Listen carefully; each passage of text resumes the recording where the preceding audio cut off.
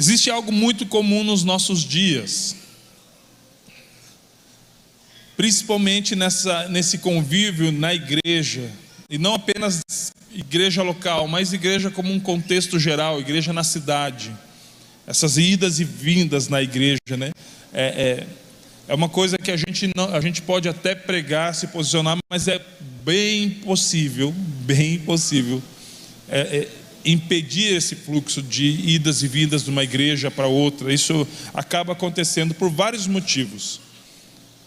Mas na maioria das vezes nós ouvimos uma frase que eu e você acho que já ouvimos: eu saí porque eu fui ferido. Me feriram naquele lugar, me feriram naquela igreja, me feriram naquela instituição, naquele trabalho. Eu saí daquele trabalho porque eu fui ferido, fui muito ferido. E cada vez mais ouvimos frases como essa. Cada vez mais nós nos deparamos com pessoas que foram feridas. E eu não estou aqui querendo menosprezar os sentimentos de ninguém. Pelo contrário, a minha intenção é que a gente reflita sobre o assunto. E para que a gente possa refletir, existe algo que nos permite refletir. Se existe alguma coisa que nos permite refletir, é pergunta. Já parou para pensar que você para pensar antes de responder uma pergunta? As perguntas nos motivam a refletir, a pensar, porque a gente precisa pensar antes de responder. É bem certo que tem algumas pessoas que elas são tão impulsivas que elas respondem sem pensar, mas na maioria das vezes a gente precisa sim pensar naquilo que a gente vai responder. Então, diante dessa não intenção em menosprezar o fato de que muitas pessoas se sentiram feridas por pessoas, por parentes, por alguém do seu convívio social, seja parente, ou seja um irmão da igreja, seja uma liderança, seja o que for. Então a minha intenção, ela não é menosprezar, mas é fazer a gente pensar. E uma pergunta que eu gostaria de fazer é: será que algumas dessas feridas que a gente já disse que recebeu não eram realmente necessárias? Como assim, Alex? Você está dizendo que existem feridas necessárias? É o que nós vamos falar hoje.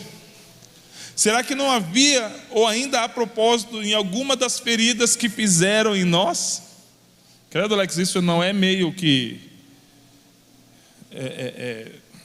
masoquista? Não. O tema de hoje é feridos por Deus. Eu creio que eu e você, quantos aqui já ouviram alguém falar: cara, eu fui ferido em tal lugar? Faz um sinal com a sua mão. A outra pergunta você não precisa fazer sinal, que é você mesmo ter dito: eu fui ferido em tal lugar. Não precisa fazer um sinal com a sua mão. Todos nós estamos suscetíveis à ofensa. Óbvio que eu creio muito mesmo que o poder da ofensa não está na língua que declara, mas no coração que recebe. Mas isso é um assunto sobre maturidade para um outro dia. Feridos por Deus. Deus pode ferir, sim ou não? Ah, se pode. Por quê? Porque Ele pode tudo. Ele é soberano Deus, Ele pode todas as coisas. Deus pode ofender? É isso aí, sim. Credo, Alex, misericórdia. Quem disse? Raça de víboras. Quem vos ensinou a fugir da ira vindoura? João Batista, mas Jesus também disse. Jesus também disse algo parecido: vocês são como sepulcro caiado, por fora vocês até estão pintadinhos de uma forma legal, mas por dentro a podridão, cadáver, morte, ofensa. Então Deus pode sim ofender, credo, Alex. E o evangelho chocomilk que a gente estava ouvindo dos amaciantes na internet? Pois é, não vai encontrá-lo nas igrejas que desejam ver transformação de vida. Não vai encontrá-lo em lugares onde prezam pelo verdadeiro evangelho. Deus fere sim, Deus ofende sim, e isso não é involuntário.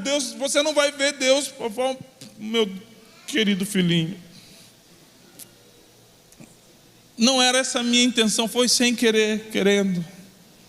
Você não vai encontrar Deus fazendo isso. Meu Deus, foi num lapso que aconteceu isso. Deixa eu voltar no tempo, porque eu tenho esse poder de voltar. Deixa eu fazer um Ctrl+Z para a gente fazer as coisas tudo certinho. Ou vai chegar com aquela caneta do MIB, acender aquela luz para apagar da sua memória. Não, não é involuntariedade.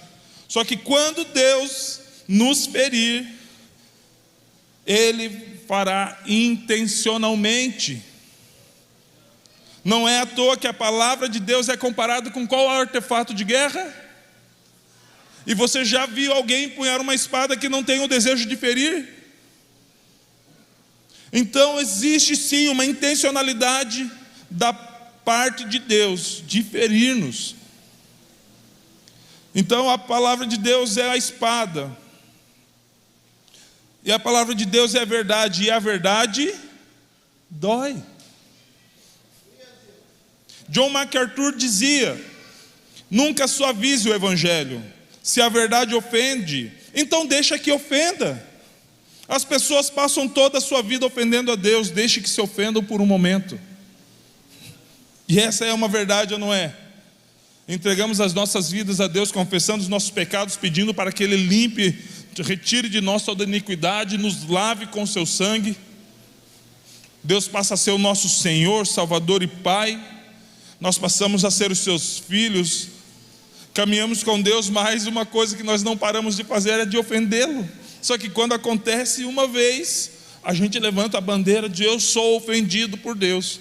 E uma coisa que a primeira coisa que eu pergunto para alguém quando essa pessoa vem: Alex, eu fui decepcionado por alguém que eu confiava muito. Até porque a gente não é decepcionado por ninguém que a gente não conheça. Ninguém longe de nós vai nos decepcionar. Já parou para perceber? É sempre alguém que a gente confia. Só que a primeira pergunta que eu faço: você nunca decepcionou ninguém? Nunca em toda a sua vida? Nunca ofendeu em toda a sua vida ninguém? O silêncio, ele fala muito mais do que as palavras, porque é o silêncio que a gente encontra diante de uma pergunta dessa. Então, quando Deus vem nos ofender, a gente às vezes quer ficar ofendidinho com Ele. Nossa, Deus falou isso para mim. Então sim, seremos ofendidos por Deus. Só que isso não revela um lado ruim de Deus. Isso não revela um lado perverso de Deus. Isso revela o seu amor, a sua justiça e o seu zelo. Por quê? Porque Deus não é um Deus à toa, Ele é um Deus de propósito. Então quando Ele nos fere, existe um propósito dele causar essa ferida. Por isso não existirá nenhum homem que conseguiu fazer grandes coisas por Deus que não foi ferido por Ele. Nenhum. Oséias capítulo 6, versículos 1. Venham e voltemos para o Senhor, porque Ele nos despedaçou, mas vai nos curar. Ele nos feriu, mas vai atar as feridas. Assim como a porta que Ele abre, ninguém fecha, a ferida que Ele abre, somente Ele fecha. E não existiu nenhum homem que Deus deixou uma ferida aberta. Sempre existiu um propósito para que aquela ferida existisse. E nós precisamos aprender e amadurecer para lidar com isso. Porque somente maduros é que entendem que algumas feridas são necessárias para que propósitos maiores se cumpram. Somente alguém de verdade. Esses dias eu recebi um vídeo sobre a importância do pai, e fisicamente falando, não somente emocionalmente falando. E uma criança estava descendo uma ladeira, e o pai foi correndo, conseguiu pegar aquela criança. Uma outra criança caiu de uma altura, um homem se colocou seus braços, deslocou aquele braço, mas aquela criança foi salva, porque ele entendeu que a sua ferida era menor do que o propósito de vida daquela criança.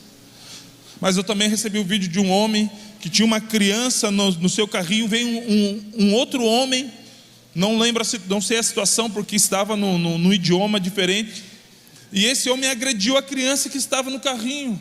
Aquele outro homem pegou a criança e saiu correndo, deixando a esposa para trás.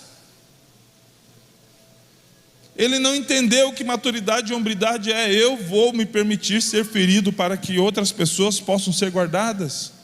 Essa era uma parte que nem estava ainda, nem está na mensagem. Deus sabe o porquê nós estamos trabalhando por aqui. Muitas vezes nós vamos procurar ser feridos para que outros sejam guardados, outros sejam protegidos, outros sejam curados. E um dos responsáveis por esse papel, ou o maior responsável por esse papel, somos nós homens, nós pais. dentro de um propósito. Óbvio que eu não vou impedir que algumas coisas aconteçam para que eles entendam a vida, mas muitas vezes alguém precisará proteger. Eu lembro de um outro vídeo que a panela de pressão começou a fumacear, o cara pegou a criança, fechou a porta e deixou a mulher sozinha lá dentro. Deus está levantando uma geração que não vai ligar para as feridas necessárias, porque existem feridas necessárias desde que o propósito seja cumprido.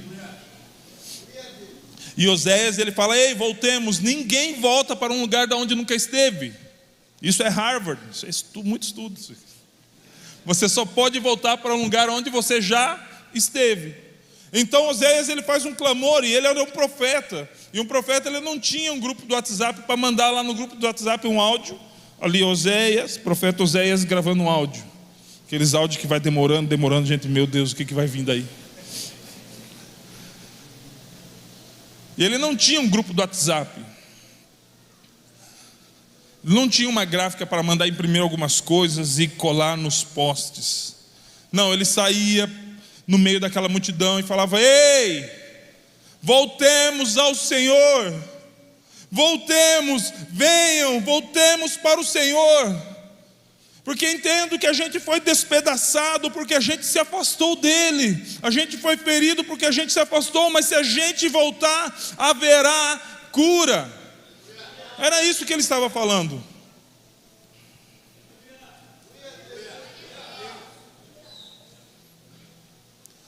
Partimos do princípio que a intenção de Deus em nos ferir é tirar algo nosso, que é resultado da nossa natureza pecadora, enferma e decaída, e colocar algo da natureza dele em nós. Parte das feridas necessárias que ele faz é com isso. E quando esse algo da parte dele estiver em nós, isso produzirá em nós cura. Lembre que Jesus disse: não são os sãos que precisam de médico, e sim os doentes. Em que contexto Jesus estava falando isso? Contexto da pregação do evangelho de salvação, principalmente quando ele estava falando a respeito dos gentios, do povo gentílico, o povo que não fazia parte do povo de Deus. Mas no contexto de salvação, João 3,16 diz que Deus amou quem? A Antártida, o Oriente Médio, ele amou a Ásia Menor, a Europa, ele amou o quê? O mundo. Por quê? Porque o mundo estava enfermo. Se ele veio para os enfermos e não para os sãos, e a Bíblia diz que Deus amou o mundo, por isso enviou seu Filho para morrer naquela cruz, significa que o mundo todo estava enfermo. O mundo todo estava doente.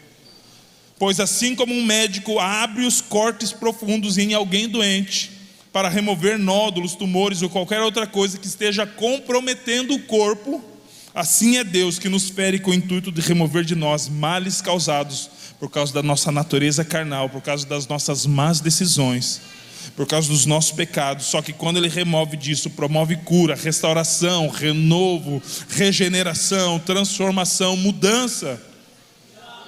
Os cortes e incisões que Deus fará em nós não serão procedimentos estéticos apenas para mudar a sua superfície, o seu exterior. Não, é algo profundo que gera uma transformação. Deus, ele não vai fazer algo apenas: deixa eu fazer um enjambre, ou como que é outro nome? Um sachicho, uma gambiarra. Não, sachicho, não é nem sachicho, é chachicho, que é na verdade aquela intervenção técnica de curto tempo, né? Precisamos fazer alguma coisa para agora, só para dar um jeito, então vamos fazer um chachicho. Deus não faz chachicho, Deus não faz gambiarra. Deus, ele vai fazer um corte profundo e gastar o tempo que for necessário para remover todo o mal que é em nós, depositar algo que existe dele em nós, e isso nos levará a uma cura. Só que por mais que Deus seja Deus, nós precisamos nos permitir passar por esse processo. Deus precisa da nossa permissão para alguma coisa? Não. Mais do que reclama o homem dos seus próprios feitos, ou seja, das suas próprias decisões, ou então nós podemos sim decidir passar pelo processo restaurador de Cristo, ou não. É uma responsabilidade de quem? Nossa, minha. Aprendemos no EIFOL, Aprendemos no encontro, culto após culto. É responsabilidade minha. Isaías foi ferido por Deus. Esse Isaías, já sendo profeta, foi ferido por Deus. Porque Deus não intentaria de alguma forma nos ferir também. E eu não estou falando de ferimento para a morte, querido. Não estou falando de ferimento para condenação, para que Deus se vingue de nós de alguma forma. Não. Eu estou falando daquilo que Oséias falou. Ele feriu, mas vai curar. Isaías capítulo 6, versículo 1. No ano da morte do rei Uzias, eu vi o Senhor assentado sobre um alto e sublime trono. O que aconteceu quando Uzias morreu? Isaías viu. Não é sobre isso aqui, mas guarda essa parte. Ele viu, ele é testemunha de que existe um alto e sublime trono e um Senhor Deus Todo-Poderoso assentado sobre ele. Quem de nós não gostaria de ter essa visão? Quem de nós não gostaria de contemplar algo assim? E as abas das suas vestes enchiam o templo. Serafins estavam por cima dele. Cada um tinha 6 asas. Com 2 asas cobria o rosto, com 2 asas cobria os pés, e com 2 voava. E clamavam uns para os outros, dizendo: Santo, Santo, Santo é o Senhor dos exércitos. Toda a terra está cheia da sua glória. Cara, que visão poderosa foi essa? Eu falava: Jesus, nem deixa eu ficar aqui. Eu não preciso voltar mais não, deixa aqui, deixa eu ver anjo, ver o Senhor, ver todas essas maravilhas. Olha a grandeza daquilo que ele viu. E por causa da glória do Senhor, os umbrais das portas se moviam com a voz do que clamava, tremiam. Aconteceu quase como um terremoto, praticamente a mesma coisa do Sinai. Lembra quando Deus pisa no Sinai?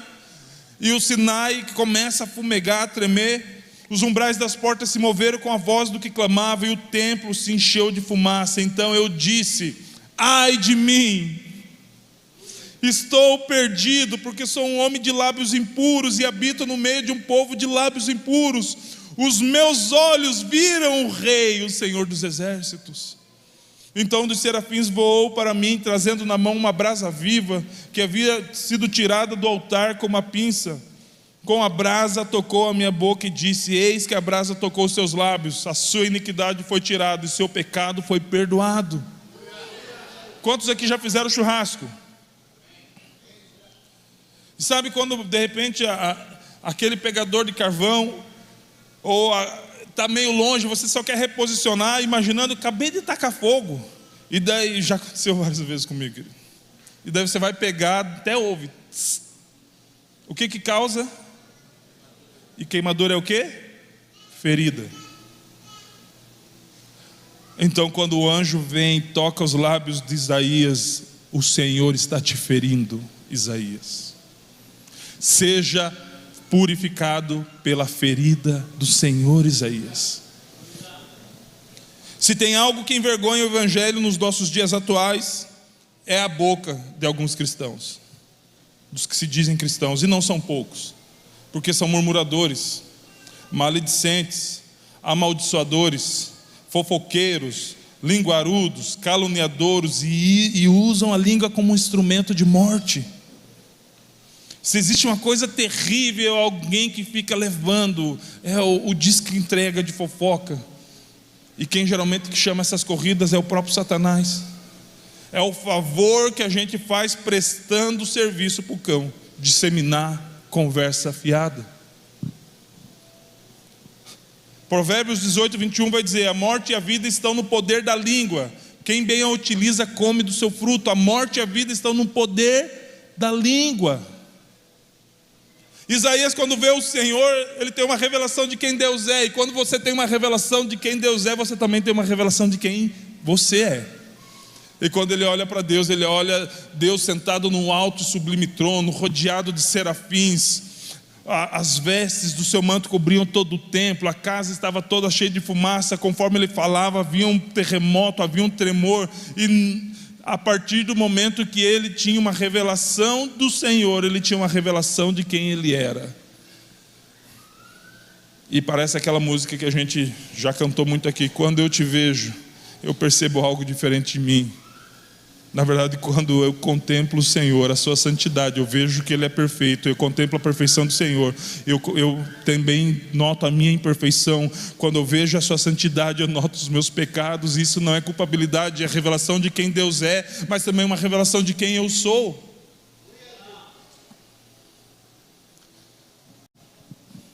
Daqui a pouco já vamos ter os avisos dos encontros com Deus. Temos encontro com Deus de homens, de mulheres, de adolescentes, tudo acontecendo esse ano. Mas sabe qual que é um dos segredos do encontro de adolescentes? E eu quero até falar para você, não falte, essa mensagem ela é 2 domingos, pelo menos. É quando a gente encontra com a gente mesmo. Se a gente falar que teve encontro com Deus e não se encontrou com quem nós somos, então nós não tivemos encontro com Deus. Tivemos um encontro com a religião, com a igreja, com a vibe, com a amaciante do evangelho, dove. Mas não com Deus, porque quando temos encontro com Deus, olhamos para nós e percebemos o que Adão percebeu: pequei, essa é a minha condição. A morte e a vida estão no poder da língua, quem bem a utiliza come do seu fruto. O que temos declarado com a nossa boca, o que as pessoas ouvem que sai dos nossos lábios. Geralmente vamos alcançar aquilo que nós declaramos, por isso que a Bíblia diz: criei, por isso falei.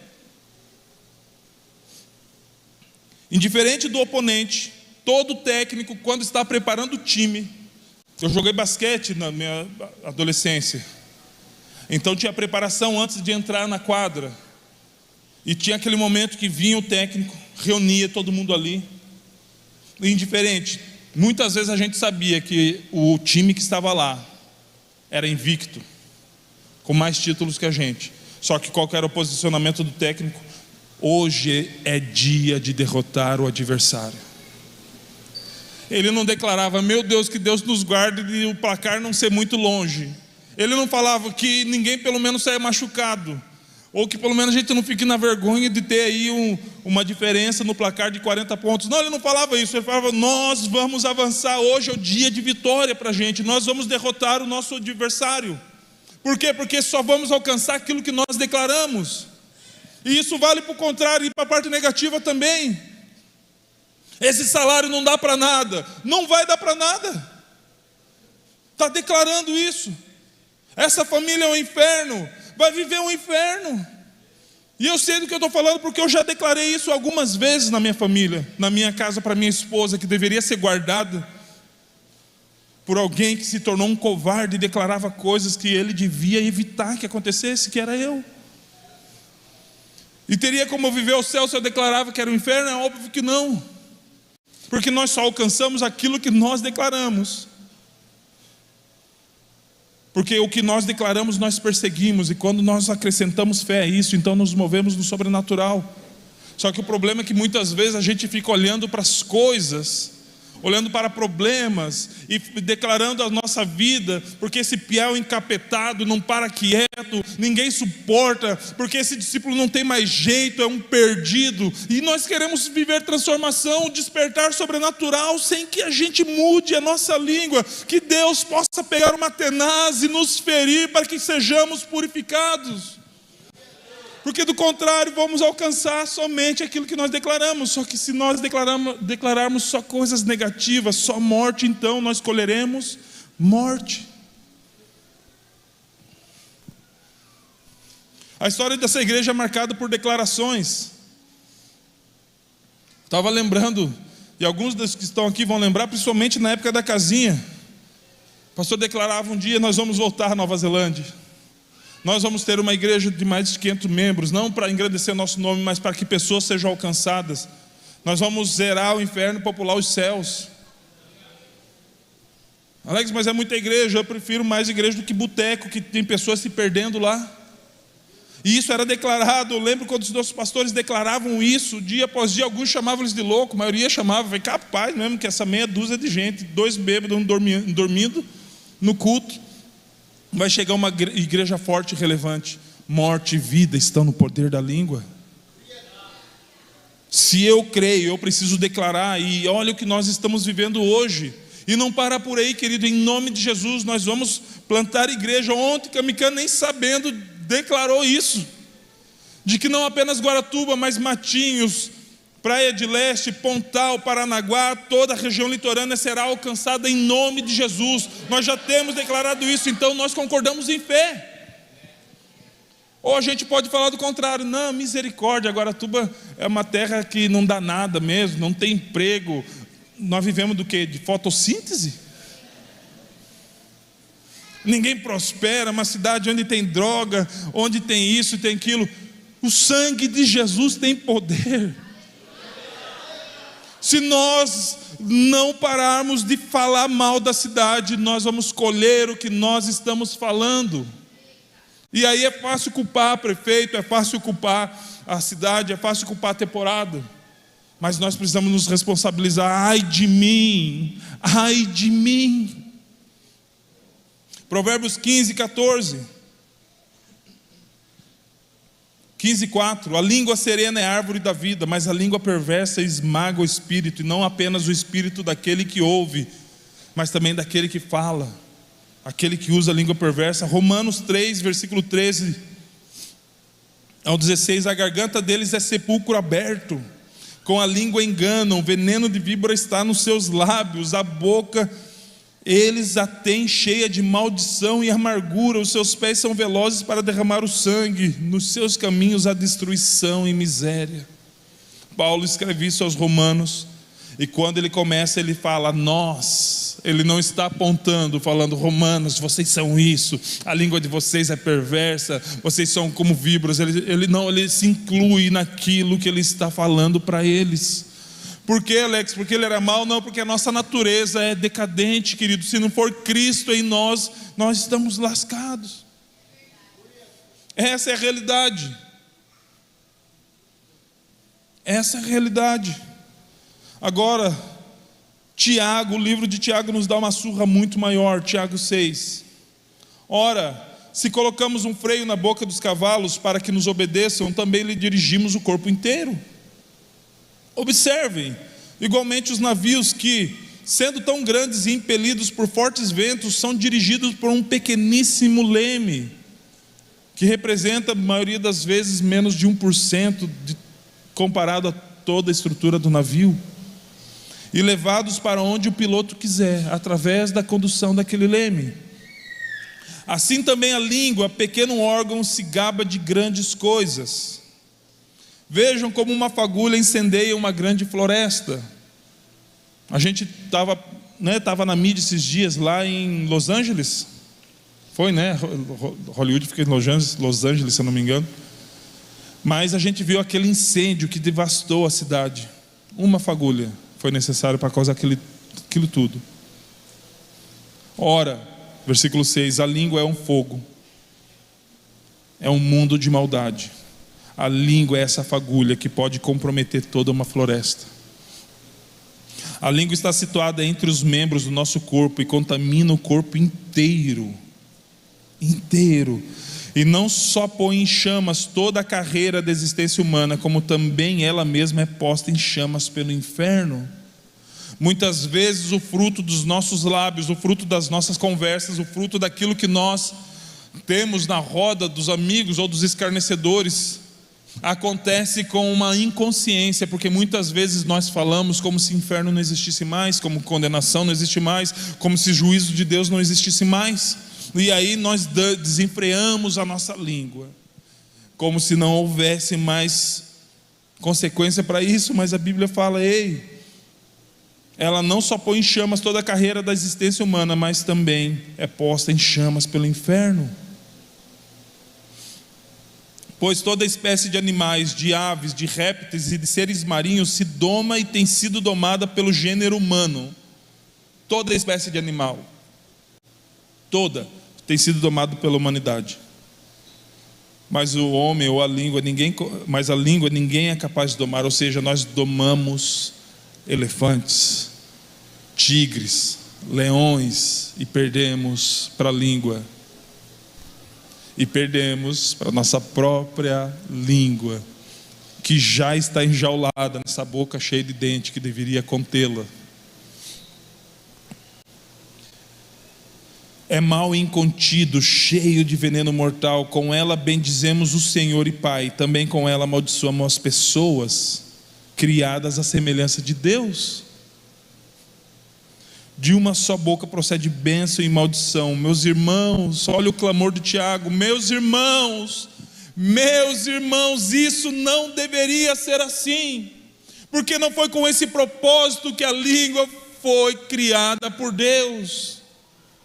Não foi para esse propósito de amaldiçoar, de comprometer. Sabia que por conta daquilo que foi falado, guerras são instauradas, divórcios acontecem porque a língua não foi refreada, porque aquilo não foi planejado, não foi contido aquilo que deveria ser falado. E geralmente quem sofre mais com isso são quem? As pessoas dentro da nossa casa, as pessoas dentro do lugar onde nós confiamos. Por isso, quer conhecer uma pessoa, e eu falo para os jovens: eu quero casar. Converse na ausência da pessoa com quem você quer casar. Converse com seus pais, com os pais dela, com os irmãos dela. Como é que é na TPM? Como é que é quando falta dinheiro? Como é que é quando recebe um não? Como é que é quando não dá certo as coisas? Porque são as pessoas próximas de nós que têm o pior de nós, e são elas que devem ter também o melhor de nós, porque são elas que aguentam as nossas mazelas. É em casa que muitas vezes a gente, acaba abrindo a barragem. Só que muitas vezes o nosso melhor, e essa aqui também é entre parênteses, porque não faz parte da mensagem, só que muitas vezes o nosso melhor não é dentro de casa, é com os amigos, é com os conhecidos, é com os parceiros.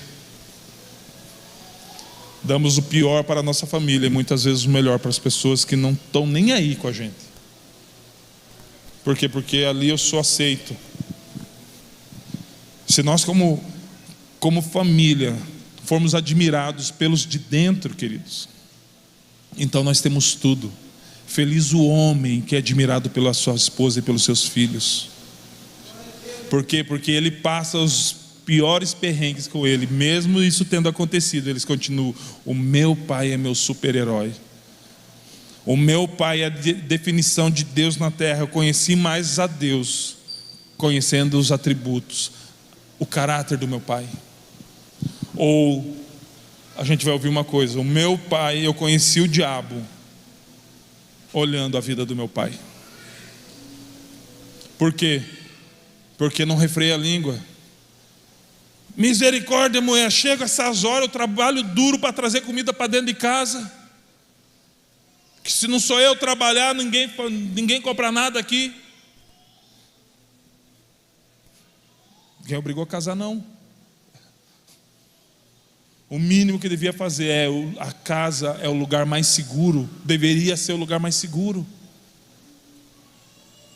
Que essa porcaria de vida, e que vai declarando misericórdia. Eu não sei se você já conviveu com gente assim, é terrível. Ranzinza, reclama de tudo, nada tá bom, pragueja tudo, xinga todo mundo. Quando não tem ninguém para falar, fala de si mesmo.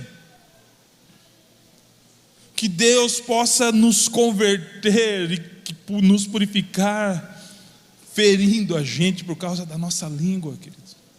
Porque essa ferida de Deus produz purificação, produz transformação. E muitas vezes, sabe o que acontece? Mesmo Tiago falando: meus irmãos, isso não deveria ser assim. Nós queremos maquiar a nossa falta de educação usando a desculpa de sinceridade e franqueza. Eu sou muito sincero, então falo não, isso é falta de educação. Eu sou sincerão mesmo. Bateu, devolvi.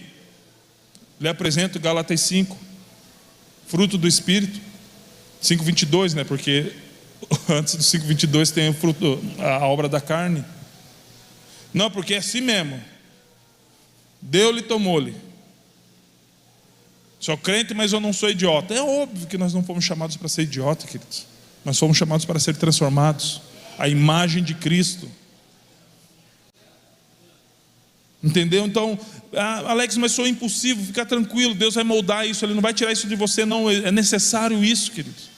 Alex, mas às vezes eu saio correndo na frente. Fica tranquilo, tem bastante gente aqui assim. E isso é muito bom. Isso é muito bom. Cada característica é muito boa quando moldada por Deus, quando transformada por Deus. Mas muitas vezes usamos com a desculpa da sinceridade e da franqueza para destilar veneno, usando a nossa língua para dilacerar pessoas, e maquiamos isso como sinceridade. Eu sou uma pessoa muito sincera,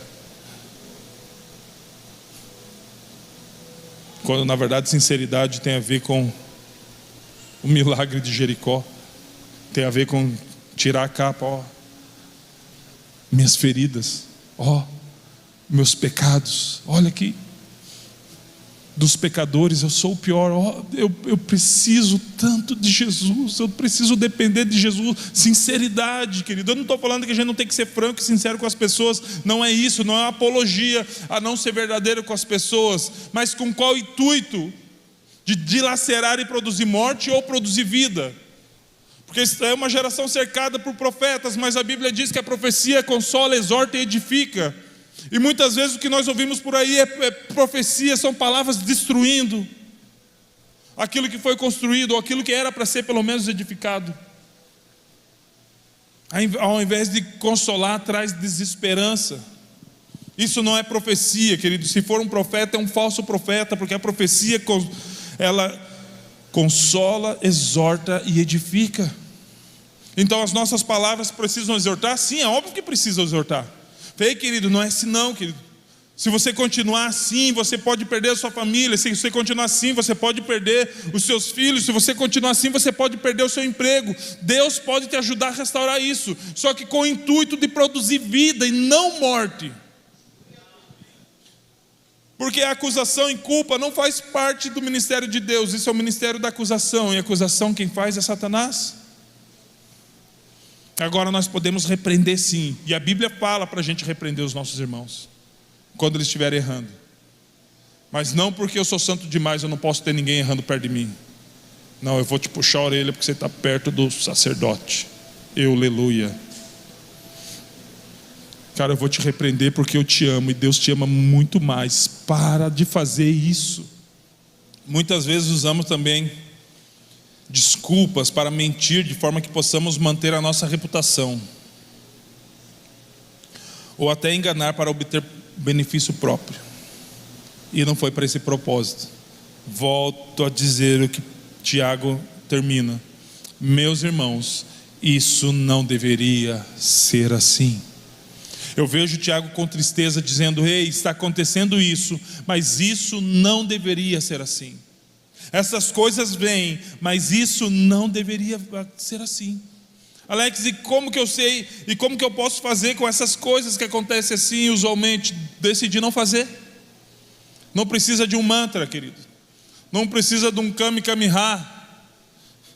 Não precisa de uma oração forte, precisa de um posicionamento e responsabilização. Eu não vou emprestar a minha língua para o diabo.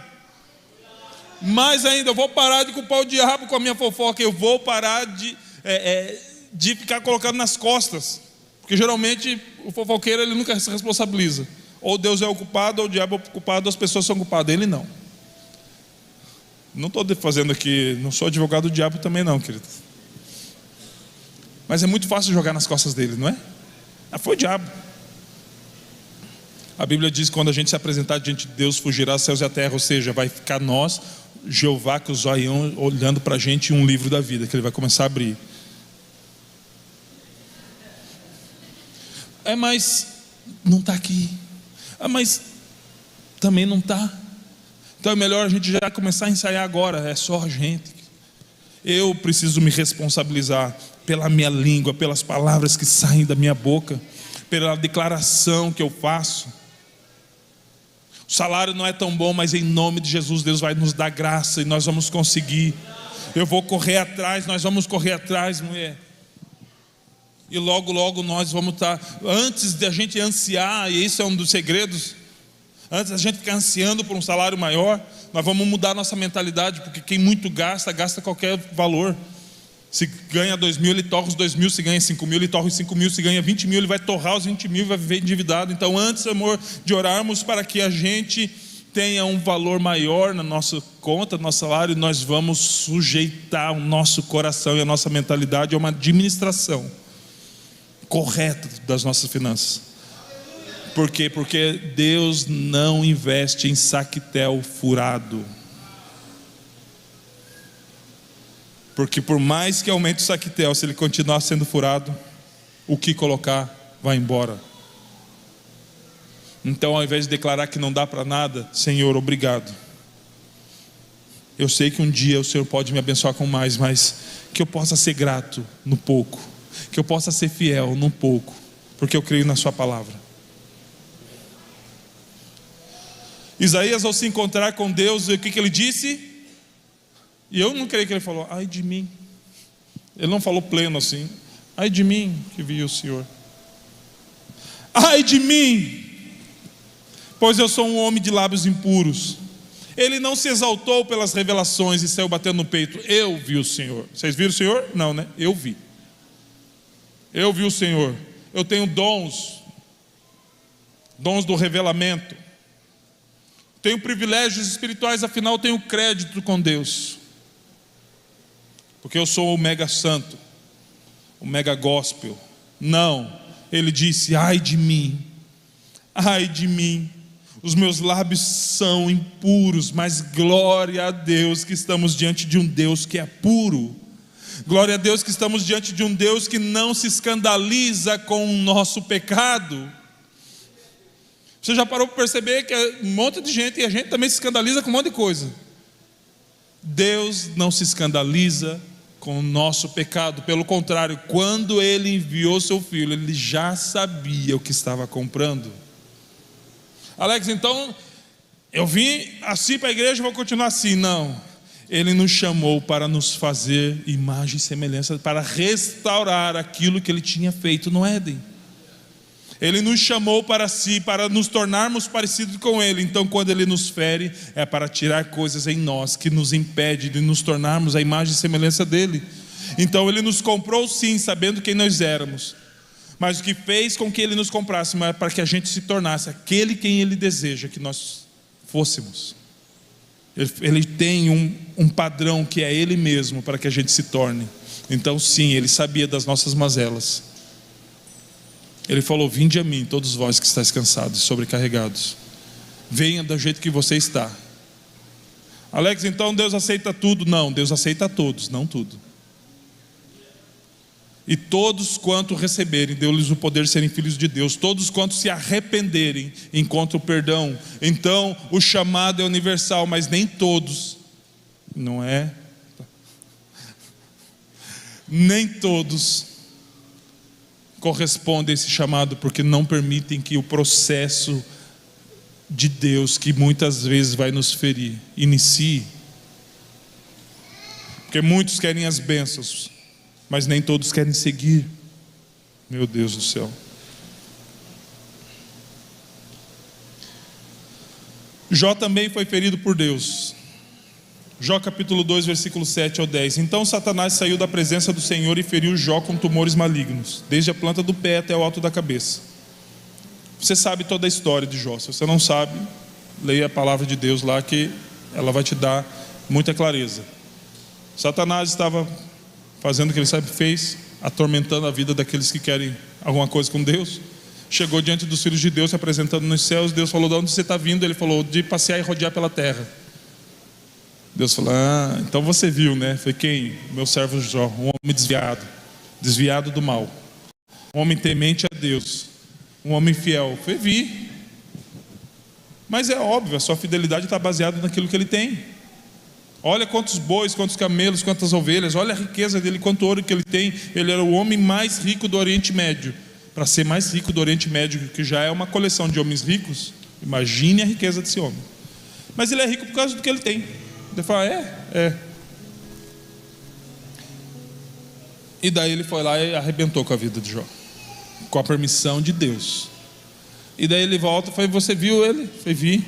Ele blasfemou contra mim? Não. Mas não blasfemou porque ele tem saúde. É um homem que cuida da sua saúde. Um homem que cuida do seu físico. Olha a saúde, o Senhor abençoa ele com saúde.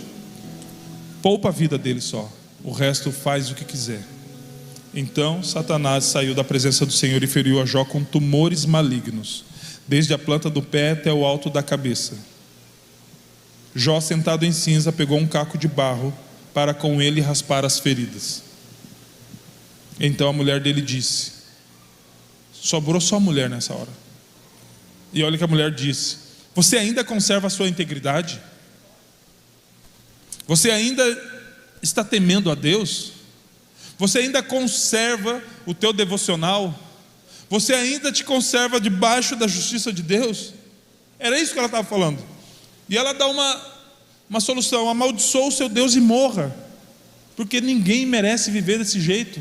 Olha a língua dessa mulher.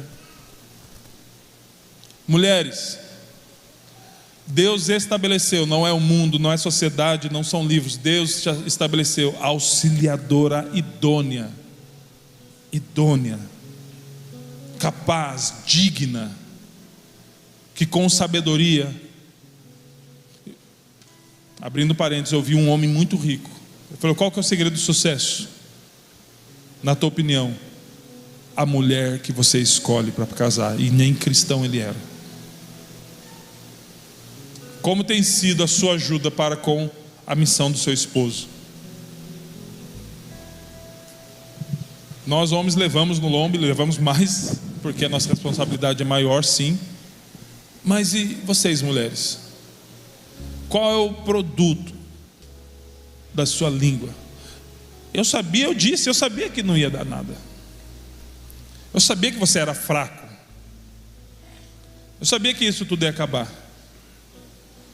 Estava conversando com o Deivão, nós somos da época quando o negócio começava a complicar. O marido queria desviar, as mulheres vinham 2 horas antes para a igreja e gastavam os seus joelhos no chão. A nossa geração, elas vão para a internet. Agora que não me ama mais, faz o que quiser.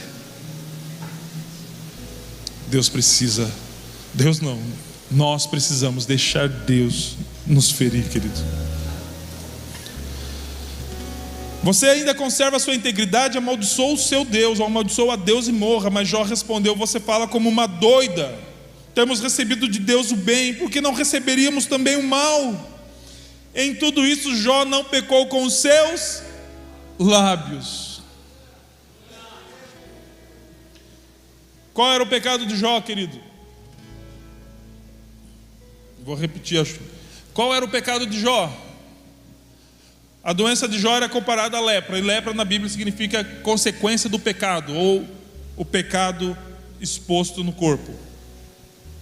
Os amigos de Jó, quando foram visitar para consolá-lo, se condoer com ele, passou alguns dias e falou: Jó, confessa de vez que você deve ter pecado muito, porque uma situação assim ninguém injusto passa. Ninguém pode ser ferido por Deus nesse ponto sem ser uma consequência do seu pecado.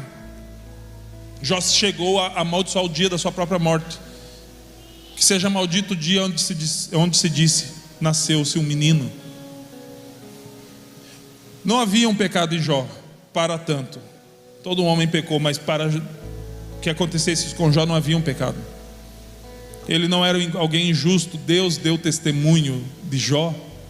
Só houveram 2 pessoas, Jó e Jesus. De um, Deus disse: visse meu servo. De outro ele disse: esse é meu filho amado, em quem tenho prazer. Testemunho público de Deus. Esses 2. Jó foi ferido através de provações terríveis.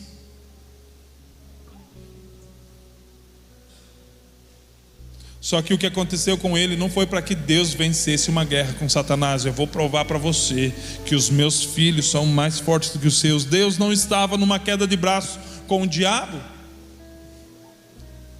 Por mais que o diabo duvidava de Jó, Deus conhecia a Jó. E essa é a nossa jornada, queridos. Conhecer a Deus como somos por Ele conhecido.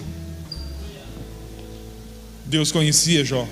Deus não precisava provar nada para si mesmo, porque não há sombra de dúvida nem variação em Deus, muito menos para o diabo. Então não era uma briga de 2 birrentos para saber quem pode mais.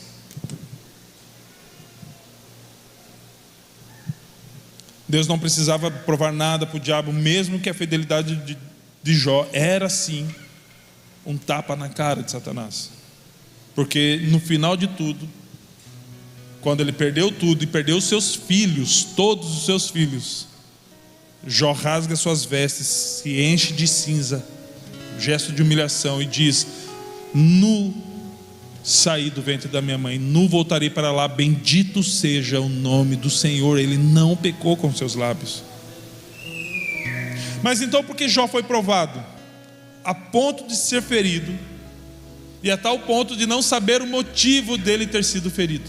Se coloque de pé, por gentileza. Por quê? Essa é uma das perguntas que tem várias respostas, e eu quero compartilhar contigo que Deus ministrou muito no meu coração. Existe a lei da primeira menção, que é quando algo é mencionado pela primeira vez na Bíblia, ela dá sentido para todas as outras coisas.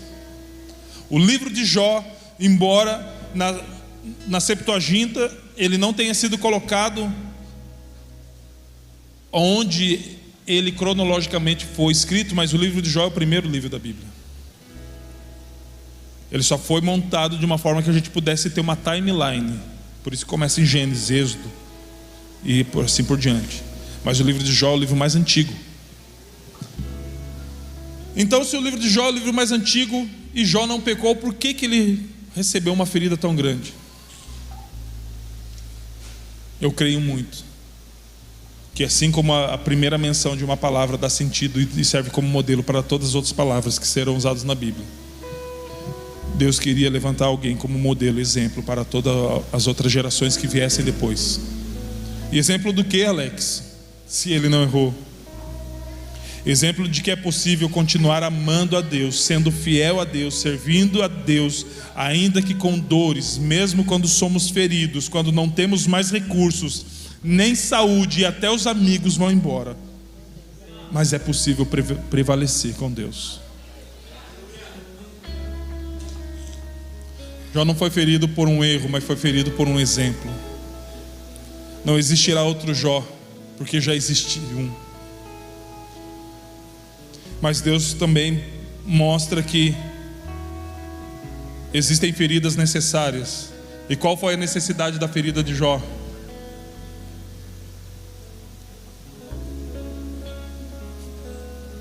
Se a gente aceitar tais feridas e suportar o processo que leva à cura, assim como Jó, então conheceremos a Deus como jamais teríamos conhecido se não tivéssemos sido feridos.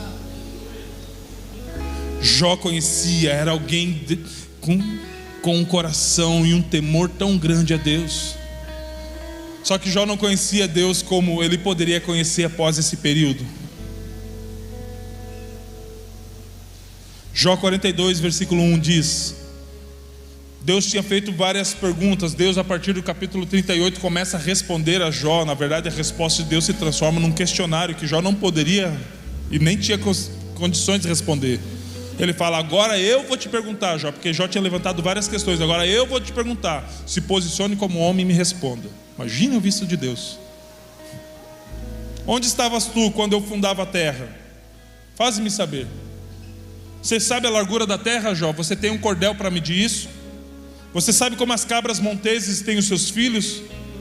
Você sabe onde estão os depósitos do gelo e como se faz a geada? Eram essas perguntas. Se você tem sabedoria, me responde. De certo você estava lá quando isso aconteceu, porque você tem muitos dias. E daí Jó responde ao Senhor: bem sei que tudo podes, e nenhum dos seus planos pode ser impedido, ou pode ser frustrado, inclusive o plano de ferir, para que essa ferida me cure de muitas coisas. Tu perguntaste: quem é este que sem conhecimento encobre os meus planos? Agora muda aquilo que Deus diz a respeito de Jó. Antes era: visto meu servo fiel, temente a mim. Agora é: quem é esse que sem conhecimento encobre os meus planos? Quem é esse que reclama, está reclamando demais e não está compreendendo os processos que eu estou trazendo sobre a vida dele? Quem somos nós que estamos falando dos processos que Deus tem nos levado, que precisam e tem como intuito de nos levar a um aperfeiçoamento, mas nós transformamos esse processo, uma caminhada de 3 anos, em 40? Porque foi por causa da língua que o povo passou mais 37 anos no deserto. Parou para perceber que os processos de Deus são mais curtos quando nós não intervimos com a nossa língua. Os processos de Deus são mais curtos quando nós decidimos cooperar com o Senhor.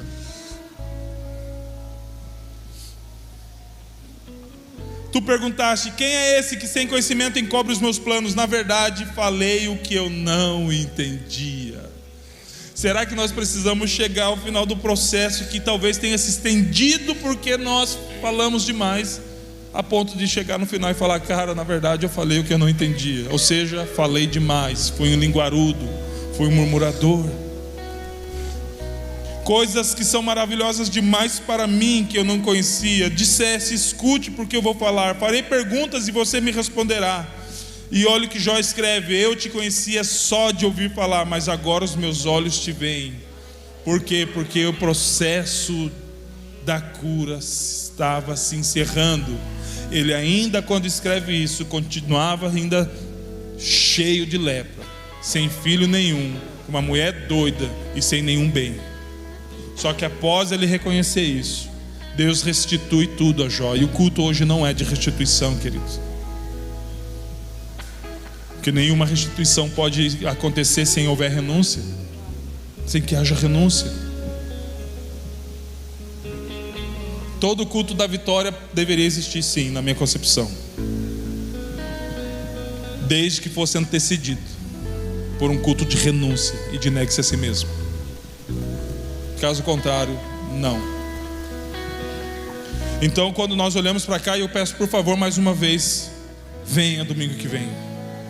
Um casal até nos procurou de manhã: Alex, eu não vou poder estar, mas eu vou assistir à noite. Por quê? Porque essa mensagem ela termina semana que vem. Só que Jó, ele fala: agora que eu entendi o processo que o Senhor me levou, agora que eu entendi as feridas, ou pelo menos entendi que é por causa da sua vontade que eu fui ferido, Senhor, então agora eu posso te ver. Agora eu conheço o Senhor muito mais do que antes de eu ser ferido, do que antes de eu rejeitar ou ser indiferente ou resistente ao processo. Agora eu consigo te ver, porque antes eu só te conhecia de ouvir falar. Mas quando somos feridos por Deus, nós temos a oportunidade de ter as verdades e o caráter de Deus revelado a nós. Porque quando Deus começa a indagar a Jó, você sabe disso, Jó? As perguntas que eu fiz, que são muito mais perguntas. Você sabe como é que o mar para sem avançar por sobre a areia? Ele começa a fazer várias perguntas. Deus não estava ali arrotando arrogância. Deus estava se revelando como Criador de todas as coisas a um homem que entendeu que precisava ser ferido. No momento de ferida e de dor, Jó conheceu a Deus muito mais do que qualquer outro momento que ele tinha conhecido em toda a sua vida. Então quando somos feridos por Deus, não é como vingança, não é como castigo, não, é como um processo que nos levará a um conhecimento mais pleno de quem Ele é. O problema é que nós muitas vezes estragamos ou prolongamos isso com a nossa língua. Mas eu quero orar contigo, que possamos permitir que Deus toque em nós e que nós venhamos a nos submeter ao processo que antes de nos curar, vai nos ferir. Quantos de nós queremos ser honrados por Deus? Pode responder, querido, fica tranquilo. Quantos de nós queremos ser honrados por Deus? Só que esse processo, muitas vezes, antes de ser honrados, nós seremos ofendidos. E às vezes pelo próprio Deus. Credo, Alex, que Deus malvado. Não, Ele me conhece mais do que eu mesmo. Ele sabe as minhas fugas da presença dEle. Ele sabe que as minhas vontades naturais, carnais, não são de estar na sua presença. Então a ferida que Ele muitas vezes vai causar é para que eu conheça Ele cada vez mais.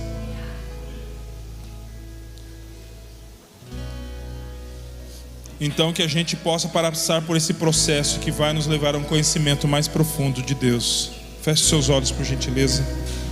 Vamos cantar uma canção. E nessa canção, comece já se arrependendo das palavras que nós proferimos, das mortes que nós geramos, de pessoas que nós dilaceramos com aquilo que nós falamos, com as maledicências que produziram os nossos lábios, com as ingratidões que pronunciamos, ao invés de louvar a Deus e ser gratos. Muitas vezes nós pronunciamos coisas ruins a respeito daquilo que Deus proveu para a nossa vida.